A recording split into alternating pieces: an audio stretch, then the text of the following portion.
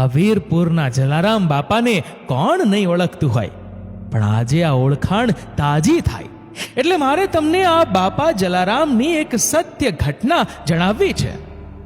આપણો એક ગુજરાતી અને લંડનની ધરતી માથે મેનેજર તરીકે નોકરી કરે છે.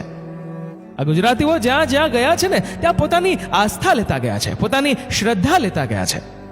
એમ લંડનની આ કંપનીની અંદર જ્યાં નોકરી કરવા ગુજરાતી રઘુવંશી જાય છે ત્યાં પોતે એણે જલારામ બાપાની મૂર્તિ રાખેલી અને રોજ સવારના પહોરમાં એ સામો ઊભો રહે અને અગરબત્તી કરે, પ્રાર્થના કરે. એટલે એનો ધોળિયો મેનેજર હતો. એ રોજ એને મહોર કરીને એટલું કે યુ ઇડિયટ ઇન્ડિયન, આ બધું શું ટાઈમ પાસ કરે છે? એટલે ઓલો ધોળિયો ગુજરાતીને એમ પૂછે છે કે આ કોણ છે? ત્યારે ગુજરાતી જવાબ આપે છે કે આ મારા ભગવાન છે, હું ઈષ્ટદેવની જેમ પૂજું છું. તો આ બાપાનું નામ શું છે? તો કે આ જલારામ બાપા છે, અમારી કાઠિયાવાડી ભૂમિના પરમ સંત છે. એટલે ઓલા ધોળિયા શેઠે સામો સવાલ પૂછ્યો કે આ તારા બાપા કરી શું શકે? આની પાસે એનો કોઈ જવાબ તો હતો નહીં, પણ એટલો જવાબ હતો કે મારા બાપા હું કરી શકે ને એની ખબર તો મને નથી, પણ હા એ તો ભીડ પડે ને ત્યારે આ સર્વશક્તિમાન છે ભલામણા. આની ઈચ્છા વગર પાંદડું નો હલે, શેઠ તો ટાણું આવે બતાવશે. અને એમાં વાત કરું કે એ વખતે આખી દુનિયામાં માથે અમેરિકામાં મંદી આવી, દુબઈમાં મંદી આવી અને લંડનને પણ થોડીક અસર થઈ. 500 માણસની રોજી રોટી આ ફેક્ટરીના કામ સાથે જોડાયેલી હતી. અને શેઠે ઓલા ગુજરાતી મેનેજરને બોલાવીને એટલું કીધું કે આપણે આપણી કંપની બંધ કરવી પડી એમ છે. તો કે કા? તો ધોળિયાએ કીધું કે આપણા કરોડોના ઓર્ડર કેન્સલ થયા છે અને હવે આપણે ઊભા નહીં થઈ શકીએ આ મંદીમાંથી, આ વિકટ પરિસ્થિતિમાંથી.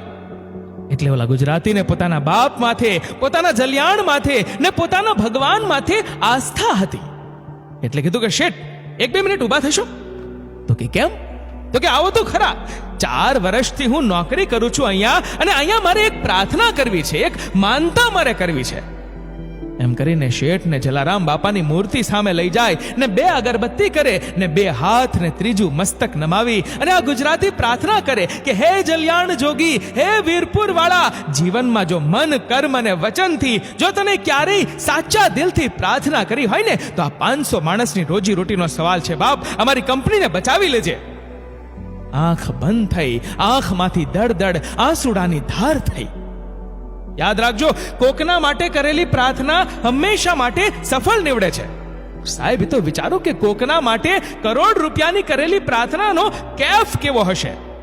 પ્રાર્થના કરી દિલથી કે હે બાપા, હે જલિયાણ, 500 માણસની રોજી રોટીને બચાવી લેજે.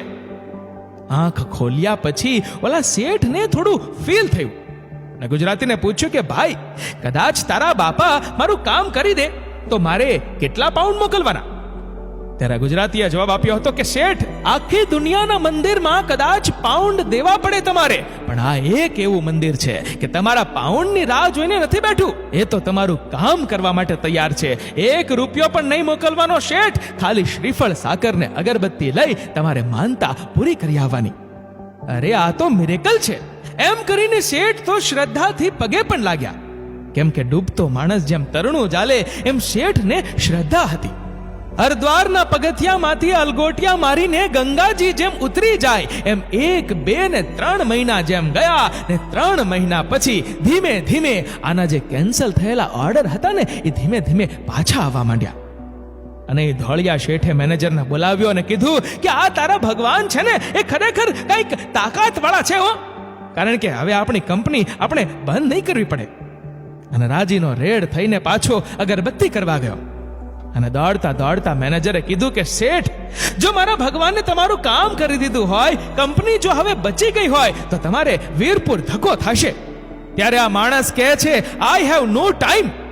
માણસ પાસે જ્યારે સમય સારો આવી જાય ને ત્યારે એની પાસે સમય નથી હોતો. મંદિર પહોંચવામાં તો ખાલી 15 મિનિટ થાય વાલા, પણ એ વિચાર આવવામાં 60 વર્ષ વયા જાય.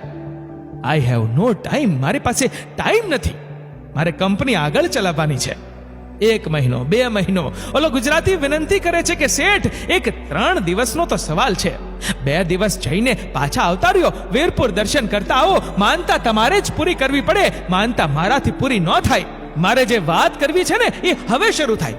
કે 20 વર્ષની અને જુવાન જો દીકરી જીદ કરે કે daddy I have go to India, મારે ઇન્ડિયા જવું છે, એટલે ધોળિયો શેઠ ગુજરાતી મેનેજરને બોલાવીને એમ કે મારા બદલે મારી દીકરી પગે લાગે તો ચાલે? તો મેનેજર કે ચાલે, અને દીકરીને સમજાવે છે કે રાજકોટ જિલ્લાનું વીરપુર નામનું ગામ છે, ત્યાં તારે આખી કંપની વતી, આખા પરિવાર વતી શ્રીફળ સાકર ને અગરબત્તી કરીને આવતું રહેવાનું છે. દીકરી કે ઓકે નો પ્રોબ્લેમ. પણ સત્ય ઘટનાની તમને વાત કરું કે શ્રદ્ધાનો હો વિષય તો પુરાવાની ક્યાં જરૂર. એમાં દીકરી મુંબઈ સાંજની ફ્લાઇટમાં ઢળતી સાંજે રાજકોટ ઉતરે અને રાજકોટથી વીરપુર જવા માટે વેરાવળની બસમાં બેસે ને, પણ 6 થી 6.5 કલાકનો એનો થાકોડો એનો એવો હતો કે વીરપુર જાગે નહીં ને સીધી વેરાવળ જઈને જાગે. વેરાવળ બસ સ્ટેન્ડમાં ઉતરી કોઈ જવાનને પૂછે છે કે I want to go to at Jalaram temple. ત્યારે જુવાન જવાબ આપે કે મેડમ તમારે તો પાછું વળવું પડશે. એ દીકરી પાછી બેસે વેરાવળથી વીરપુરની બસમાં અને વહેલી સવારે આ દીકરી વીરપુરના બસ સ્ટેન્ડમાં ઉતરે. અને જેટલા ભક્તોએ મંદિરમાં દર્શન કર્યા હશે ને તો ખબર જ હશે કે વીરપુર બસ સ્ટેન્ડ ગામની બહાર હાઈવે ઉપર છે અને મંદિર અંદર છે. અંદર એક મવાલી જેવો માણસ ઉભેલો અને રૂપના અંબાર જેવી દીકરી સામાન લઈને હેઠી ઉતરે. અને દીકરીને તો ગુજરાતી આવડતું નથી એટલે જઈને કીધું I want to go to at Jalaram temple. નહીં મવાલી માણસને એમ થયું કે આ છોકરીએ ક્યાં મંદિર જોયું છે, એટલે સામાન હાથમાં આપ્યો અને જેવું એનું મોઢું ફેરવ્યું અને છોકરાના મનની અંદર બીજો વિચાર આવવા માંડ્યો. અને દીકરી જ્યાં મવાલી સાથે ચાલતી થાય ત્યાં એક દાદાએ એક વડીલે એનો હાથ પકડ્યો, ઈશારો કર્યો, કારણ કે ઈશારાની ભાષા એ ઇન્ટરનેશનલ ભાષા છે. ને દાદાએ હાથ હલાવીને ના પાડી. એટલે દીકરી સમજી ગઈ કે આ દાદા મને મવાલી સાથે જવાની ના પાડે છે. દીકરીએ પોતાનો સામાન પાછો લઈ લીધો અને ઓલા માણસ સાથે જવાની ના પાડી. અને દીકરીએ દાદાનો હાથ પકડી સીતારામ સીતારામ કરીને ચાલ્યા જાય છે.